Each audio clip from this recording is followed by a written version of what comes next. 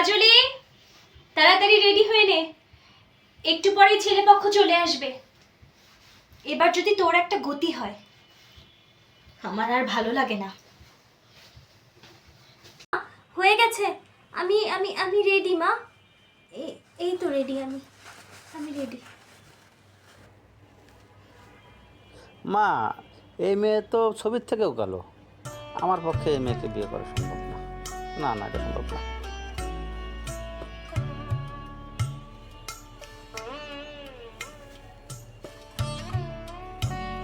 মা, আমি কি দেখতে খুব খারাপ? ওরা যে বললো আমাকে বললো, আমি কি দেখতে এতই খারাপ মা? এসব প্রশ্ন আমাকে কেন করছিস? তোর ঘরে আয়না নেই? আয়নায় নিজেকে দেখিস না কেমন লাগে দেখতে? তুই এখন আমার কাছে সামনে থেকে যা, আমার ভালো লাগছে না কিছু। যা এখান থেকে। মা, আমি একটু বেরোচ্ছি, কিন্তু আমার সানস্ক্রিনটা খুঁজে পাচ্ছি না। বাইরে যে রোদ, কোথায় জানো? বাপরে, তুই আবার সানস্ক্রিনও মাখিস নাকি? তোর যে গায়ের রং, রোদ আবার কি পোড়াবে?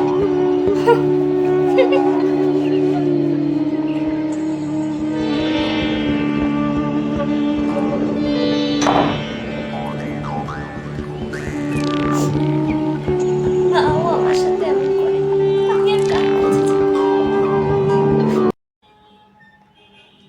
কাজলি, আরে ফুপু, তুমি কখন আসলে? এই তো একটু আগে পৌঁছালাম। ফুপু, আমি কি করব? এত অপমান নিয়ে আমার আর বেঁচে থাকতে ইচ্ছে করে না। আমার মরে যাওয়াই উচিত। আমি মরে গেলে সবাই খুশি হয়ে যাবে। এত অপমান নিয়ে মানুষ কিভাবে বেঁচে থাকে? আমি এত কুৎসিত কেন ফুপু? কেন ফুপু? ও ফুপু, বলো না, আমি এত কুৎসিত কেন? আমি আর বেঁচে থাকতে চাই না ফুপু। তুমি দেখো, আমি ঠিক মরে যাব। আমি ঠিক মরে যাব ফুপু। ঠিক আছে, তার আগে আমি তোকে একটা গল্প বলি। তুই বিখ্যাত অভিনেত্রী লুপিতা নিয়োংয়ের নাম শুনেছিস? একটা সময় উনিও নিজের গায়ের রঙের জন্য নিজেকে ঘৃণা করতে শুরু করেছিলেন, কিন্তু তারপর থেকে যখন নিজের উপর বিশ্বাস রাখতে শুরু করলেন, উনি কিন্তু একজন অস্কার জয়ী অভিনেত্রী হয়েছিলেন। তুই কেন হাল ছাড়ছিস? তুইও পারবি। দেখ তোর এই ফুপুর গায়ের রং কেমন, তারপরও কি হাল ছেড়ে দিয়েছি? হয়েছি না বিসিএস ক্যাডার, সবাই আমাকে কত সম্মান করে না? আমি নিজের উপর বিশ্বাস রেখেছিলাম, তোকেও রাখতে হবে। আমি আর কাঁদবো না।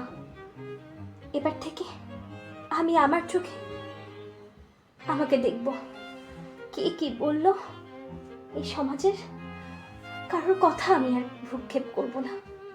আজকে থেকে আমার আর এক জন্ম হলো। আমি এবার আমার জন্য বাঁচব। আমাকে শক্ত হতে হবে।